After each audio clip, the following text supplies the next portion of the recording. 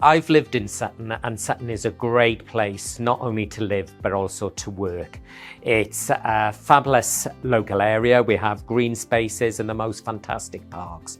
And what is even better is our access to central London, less than half an hour, and you could be in Victoria, Blackfriars or London Bridge, all direct trains there. Well, I am an international social worker, so I was recruited through one of their international overseas program, and I wanted a fresh start on social work. I wanted to switch continents, wanted to feel, see if I can flex my social work muscles across the borders.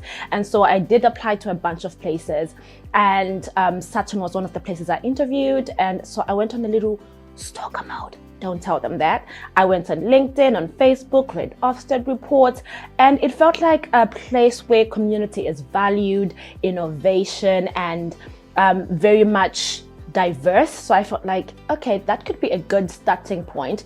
And then 10,000 kilometers and 3 years later, I am still here. Some of our staff, if they need to take a sabbatical, unpaid, that's facilitated for. And that really works well with some of our social workers who've been recruited from abroad and might really just want to spend family time abroad. So you can't penalize them. So there's, I think we've got great flexibility alongside the expectation of what the job is to ensure our staff are well supported.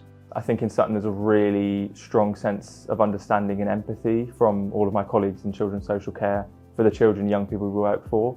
I personally find that really inspiring when I hear from colleagues at every level about how deeply they sort of feel for these young people, how much they can empathise with what it's like to be a young person now. And I think that's really reflected in the work. For me, that's always really inspirational to see that and hear that, and it really reminds us of that human factor, why we do what we do and why it's so rewarding as well. One of the beautiful things I find about social work, that you could be having a conversation with somebody and they could be telling you something that they have never told another living soul, but they're trusting you enough in the context of your relationship to share that part of themselves with you, and it's beautiful.